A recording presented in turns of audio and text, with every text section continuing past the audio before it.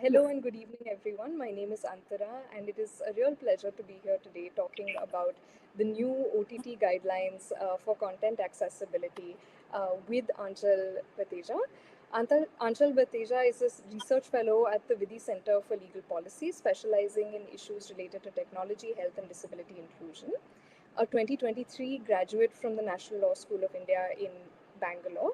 Anchal is a passionate advocate for digital accessibility, and we are so thrilled to have her join us to discuss the Ministry of Information and Broadcasting's latest consultation on accessibility of OTT content on platforms for persons with hearing and visual impairments.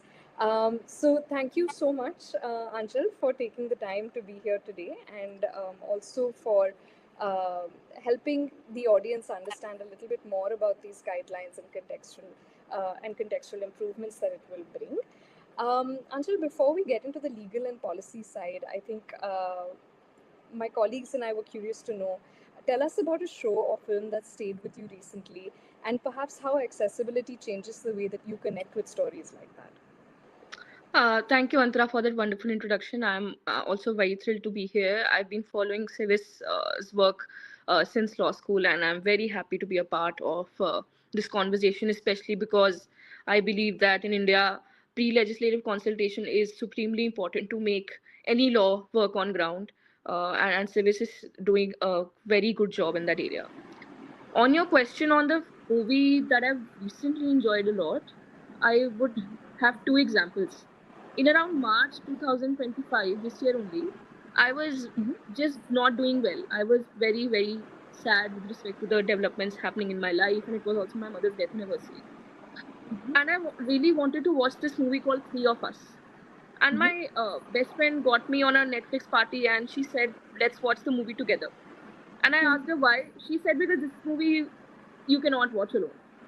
And when we watched it together, it was a beautiful experience because Swanand Kirkire and uh, Mr. Pradeep Jalal and other people like Ashif Ali Shah, all of these were wonderful in that movie. And most of the sequences in this movie did not have dialogues.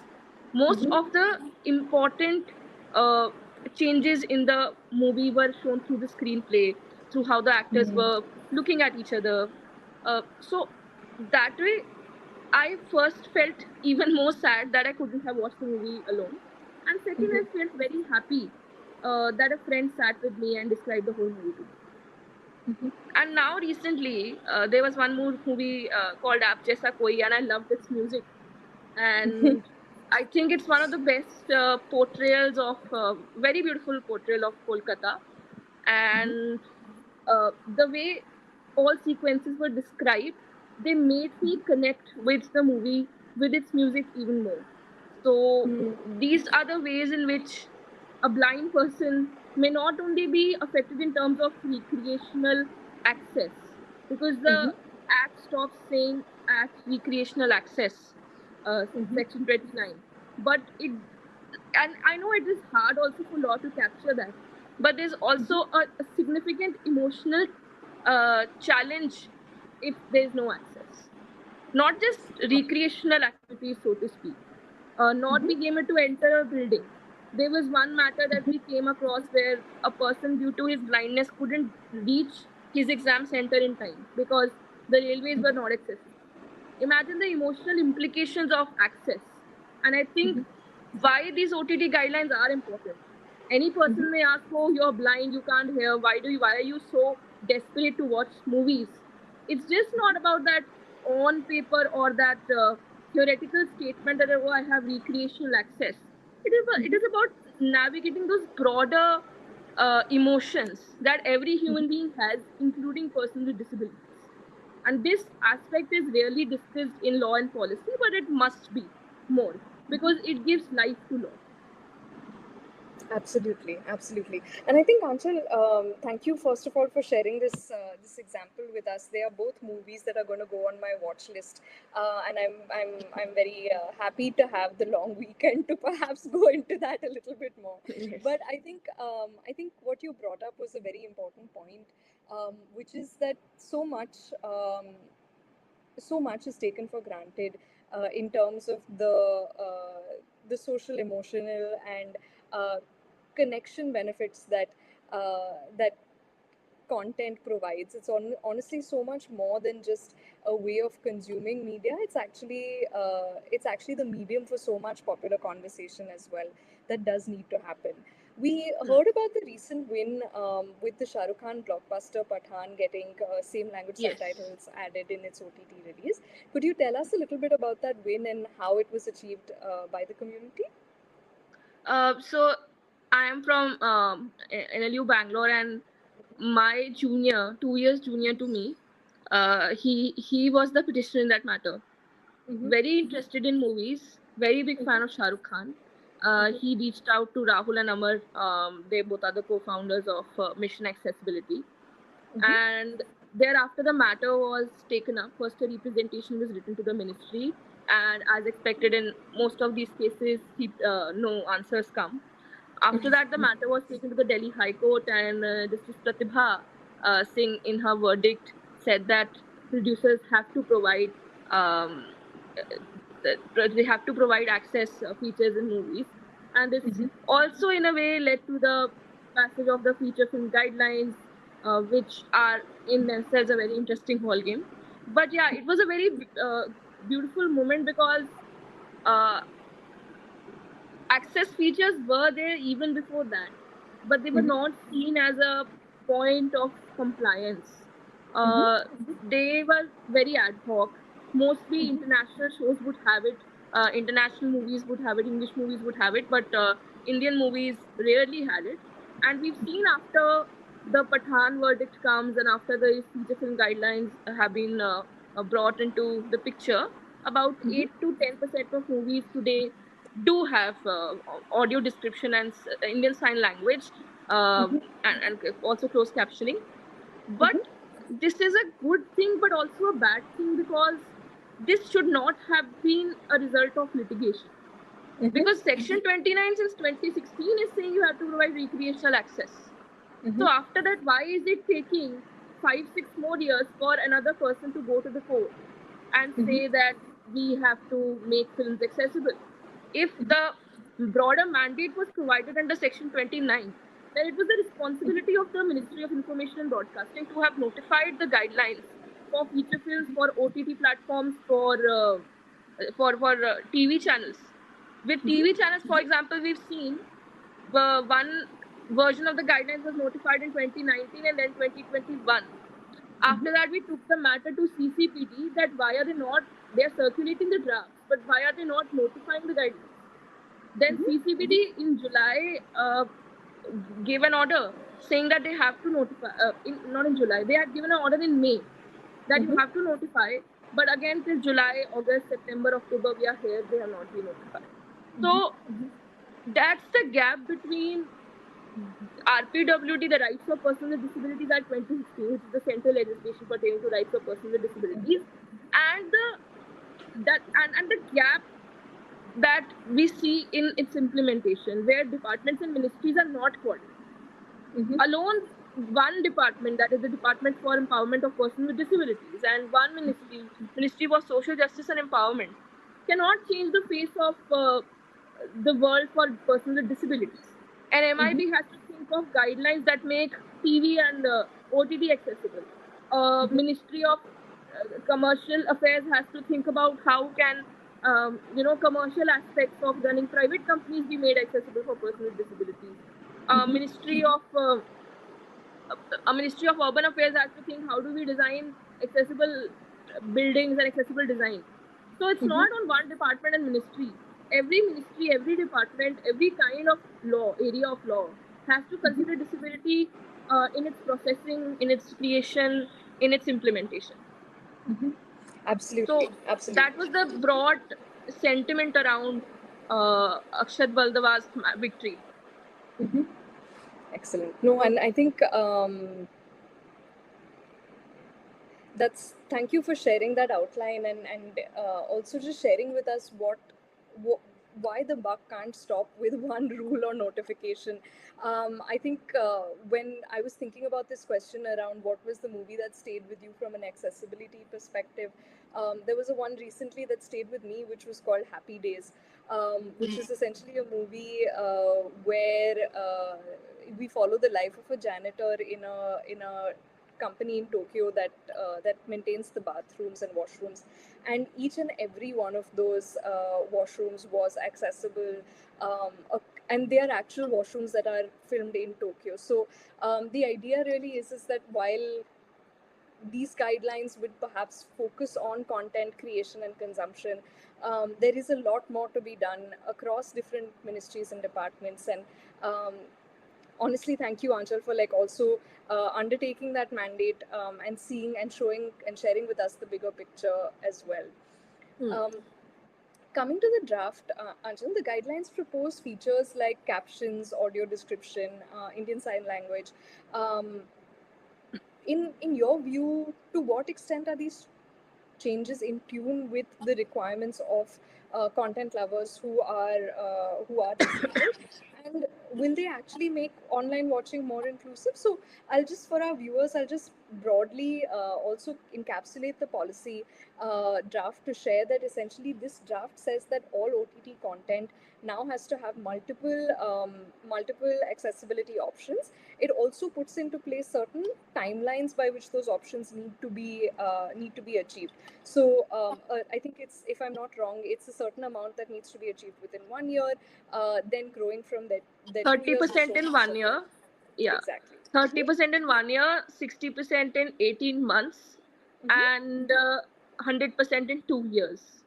Right. Exactly. So while OTT platforms have the opportunity to pick which feature they want to start with, at the end of the day, the two-year horizon has been set so that we have full and complete compliance, even on OTT platforms as well. Until the draft actually lays out a lot of details in terms of what are the requirements. So again, for the benefit of our viewers, one of the things that it says is that it's not merely enough to have a subtitle for the dialogue that's been delivering. It should also incorporate what Anshul was mentioning in terms of the sound, the mood, the different visual elements that actually make that content consumable or give it a particular flavor. So while the draft has gone into certain detail, Anshul, would love to hear from you as well in terms of, do you think this is adequate? Is there something that could have been done? Is there any additional input that you would suggest?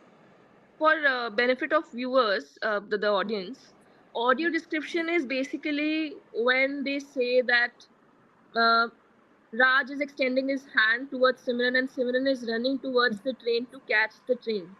That is audio description. It might be annoying for a lot of people who can see, but it basically is meant to provide blind people the details on screen that they may not be able to follow because they can't see the screen. Likewise, subtitling is basic. Most of us who don't understand UK English turn them on and understand what is being said on screen. I can't understand it. I'm a late blind person till 2016 or so. I could see, but I still couldn't understand. So subtitles were helpful for me in terms of understanding what the person is saying in UK English. But closed captioning or open captioning is different from that.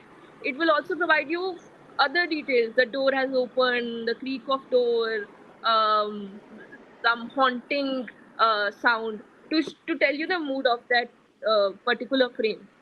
Um, and ISL is Indian Sign Language, where basically at the bottom of the screen you will see a person presenting all dialogues and mood of the movie in sign language. And this is beneficial for people who are hard of hearing or deaf. So this, all the guidelines say, has to be provided in all OTT platforms, and they have to start with providing at least one feature within first 6 months, and with time over 2 years, as Antara mentioned, they have to provide full compliance. That is to say, 100% of their shows and movies have to have access features. Now, where do they fall short? First is the language, and this is what we've seen with multiple statutes, that you know good old uh, good old fight between shall and may. what is mandatory, what is not. The language that the guidelines use in a lot of places, for example, when they say audio description has to be provided, they don't say has to be, they say shall strive to. Then that's in clause 3.1.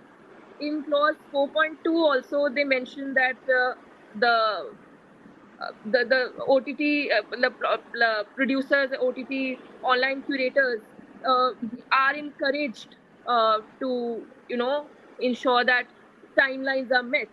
Then again in clause 5.3 they say that they should again strive to provide information public and and also collaborate with other accessibility organizations.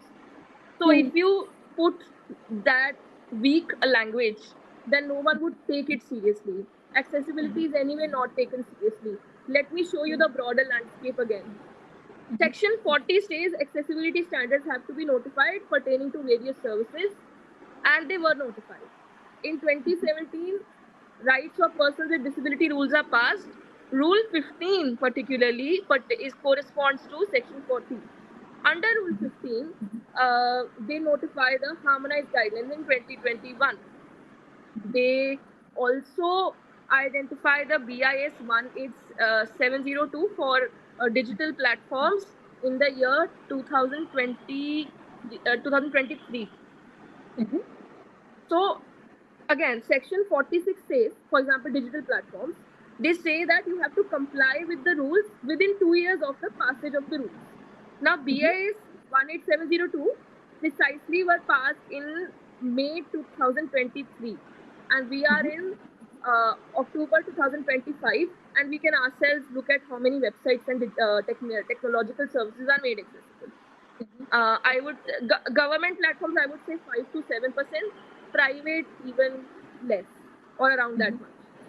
Similarly, harmonized guidelines were notified in 2021, and again, Section 44, 45 say that you have to make buildings accessible within 5 years of passage of rules. Rules were passed in 2021, and we are already 4 years away. We are in 2025, and you can look around and see how many buildings are accessible for persons with disabilities, and how many times have you even seen persons with disabilities in public spaces. That can give you an idea of how accessible buildings are. So this is the broader landscape, and now they have bring this whole timeline aspect with this kind of language in OTT platforms, and they're again given 2 years. So I don't think it's very difficult to anticipate the consequence. Language is first. Second, I come to consequences. The other very major issue with the guidelines. After that, I'll also come to a few minuscule issues that are more technical, but broadly, one is language. Second, consequences. They say that you have to make a committee to monitor the implementation of the rules. A person not below the level of joint secretary will head that committee, and they will monitor. Okay, after you get a grievance, in how much time will you respond? What kind of action will you take? Will it be a penalty? Will the Chief Commissioner for Persons with Disabilities under Section 89 be empowered to impose penalties? Will you cancel the license of this platform who is not complying? Will you remove that that show or that movie? You will ask them to take them down if they are not complying. What are the consequences? We've all like in our law schools have read that learned head theory, that you have to have consequences that are much bigger than the compliance cost. Because if you do not provide those kind of penalties, then who will follow your compliance? Who will comply with your guidelines or your rules? So second problem with the guidelines is that they do not provide a penalty. Then a little more zoomed in issues. One is that they say language, they say closed captioning, or they say they the small captioning. They don't say same language captioning. So if a movie is in Hindi, Marathi, in Telugu, in Tamil, Punjabi, you will still have captioning which is in English. So that makes it inaccessible for a lot of viewers who do not speak English. And it's not that there are not such examples. Apple TV, Netflix already provides captioning in multiple languages. and in fact, a lot of movies are also in different languages. We would like I would say since September 2024, close to 100 movies have come out which are in multiple languages. But then there is no coordination between OTT and film producers, which is why you don't have same language captioning in OTT platforms. That is the first like minuscule problem. Again, a very big barrier for hearing impaired persons who do not speak English. Second issue is that they have exemptions.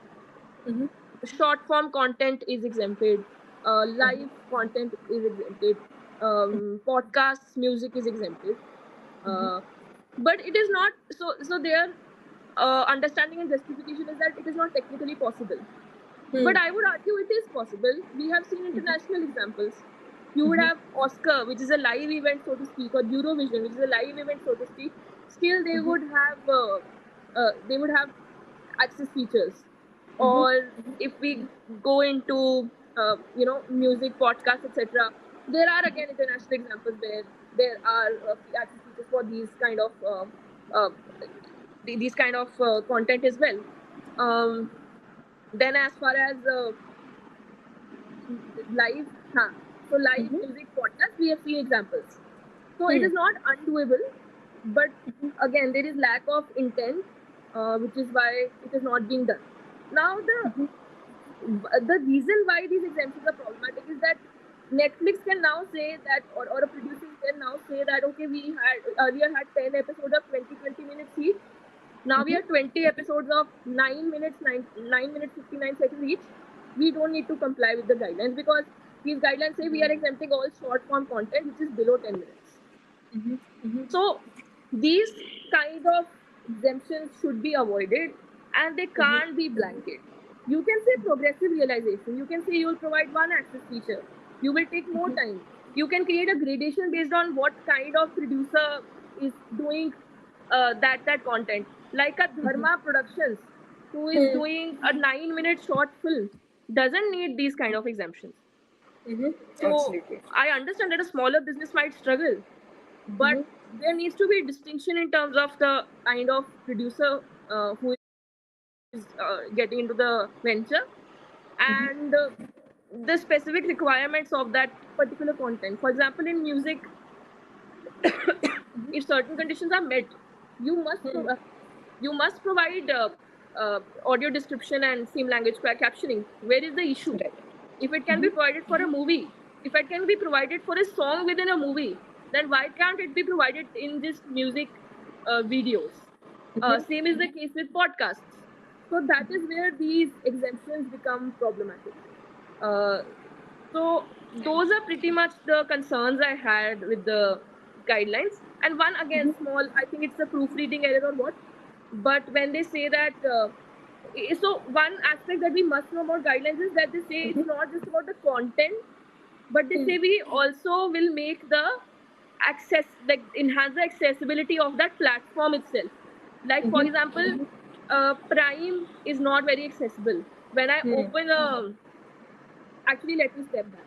So basically I'm a blind person and I use my phone and computer using a screen reader software.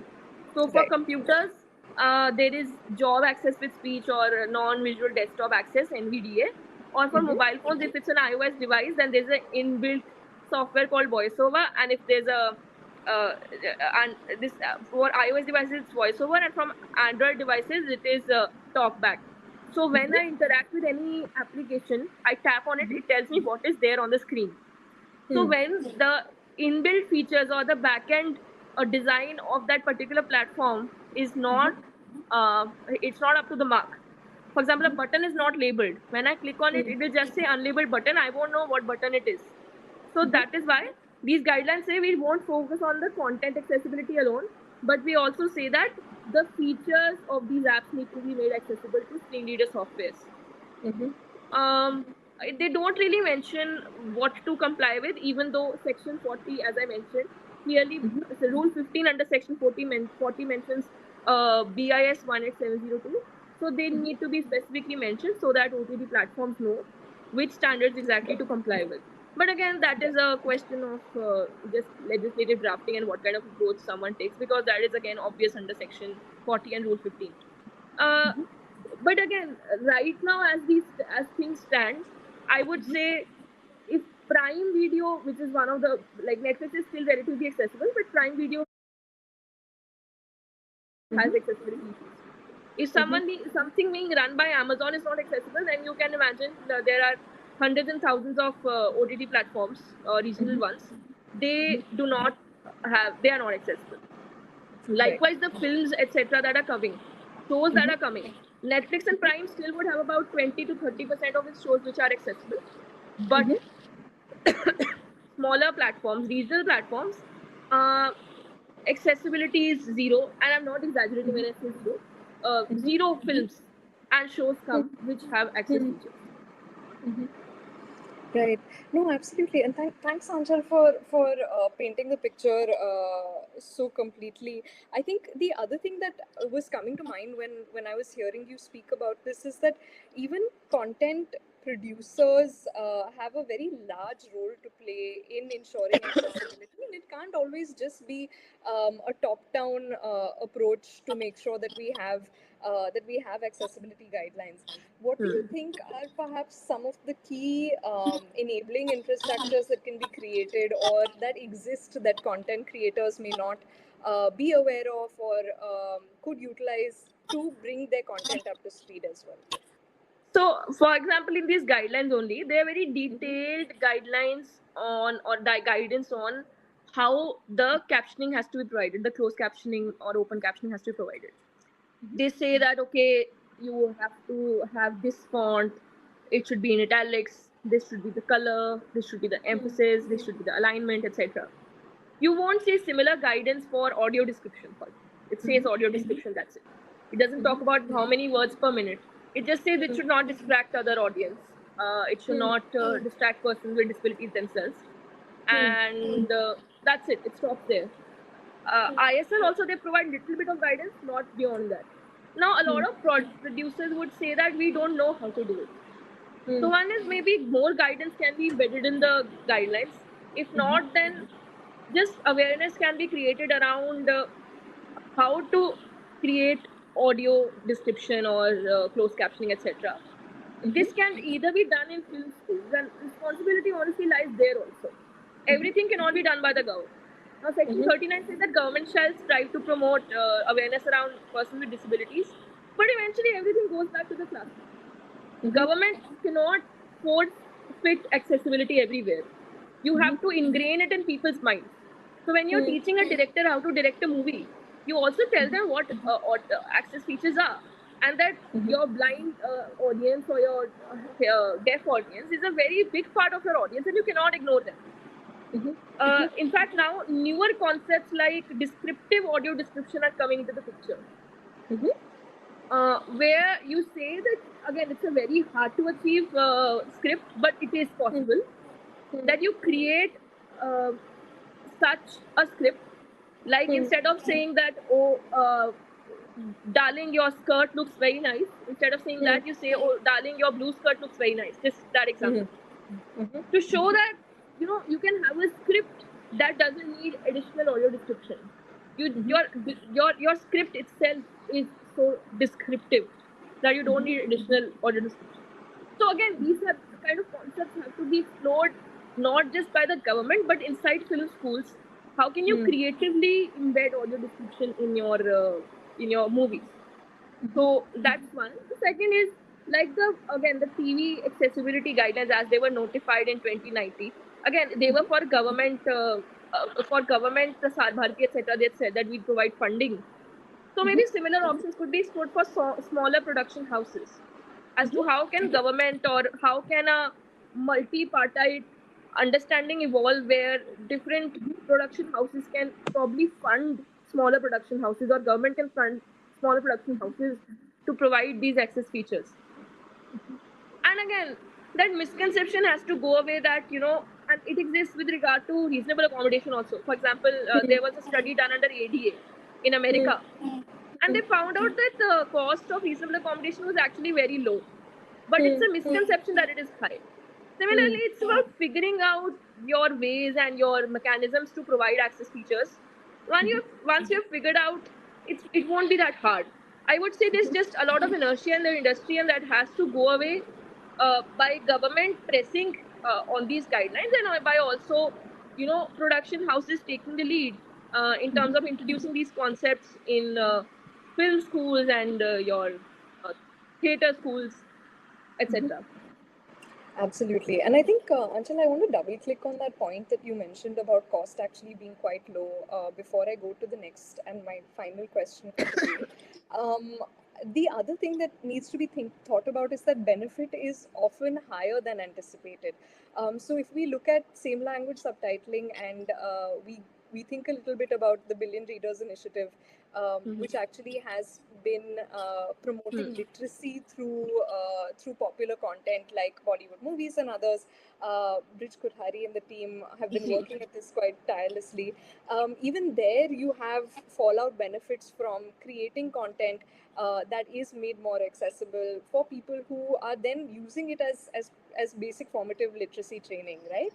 Mhm. So there are a lot of benefits that far outweigh the cost, and that's just one of the points that I wanted to underscore um, as well.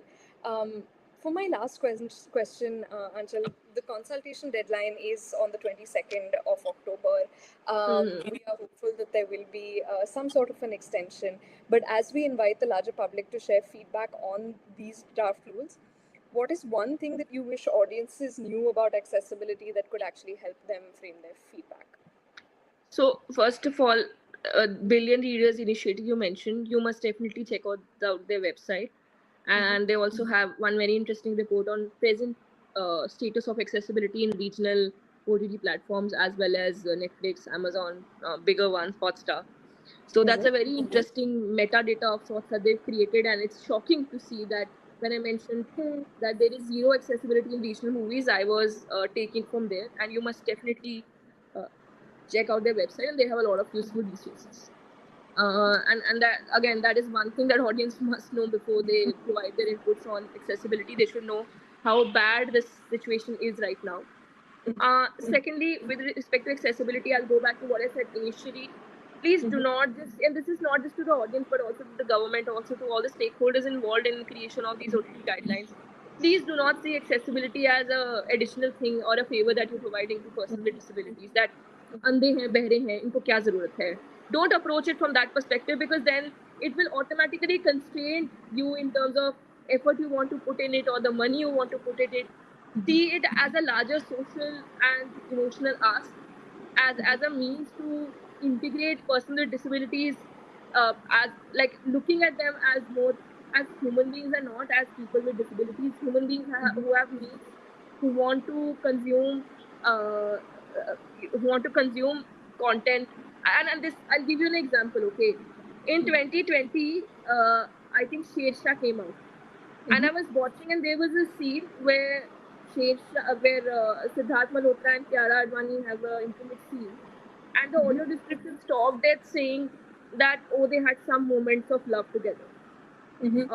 But it was clearly a more intimate scene than that. So I wanted to cite this example to say that do not see it as an exercise or a means to morally police persons with disabilities, or see them as infants who don't need to know what is happening in the world, who don't need to know what is going on in a movie, who don't need to know what kind of TV shows that are coming out. Then they do have a right to consume everything, and you don't need to decide what is good or bad. If you all, like able-bodied sighted individuals who can watch violence and romance, so can persons with disabilities, and so should they. They are not these crazy people who will misinterpret it and go around doing that kind of violence and romance. Like, let them judge for themselves, basically. And once you take away these shades that tell you that you have to morally police persons with disabilities, that's when you will start thinking of audio description, of same language captioning, of ISL as a creative, an extension of your movie, an extension of what you're creating, and you won't see it as something standalone, that these are others for whom we are trying to do something. They are not others, they are a part of a core audience. I want, in fact, I know so many blind people who are such big movie buffs, more than any sighted people I know or sighted friends I have. So that's mostly for the movie creators and producers while they are thinking of how to creatively integrate audio description and same language captioning ISL in their movies. And lastly, to the audiences again, please see this as a right and do not see it as a favor. Please see persons with disabilities as persons first. Yeah. Thank you, Anchal. It has been so wonderful talking to you. I have learned so much in the last half hour that we have spent speaking, and I'm sure our audience has too. Thank you so much for joining us. I think we'll go off the live now, but to everybody who is keen to respond, the consultation closes on the 22nd of October. Anchal has made some very compelling points for how the guidelines can be further strengthened, and we can prevent from tokenistic inputs in this particular domain. So please do take a moment to share your feedback as well. Thank you again, Anshul. It's been lovely speaking to you.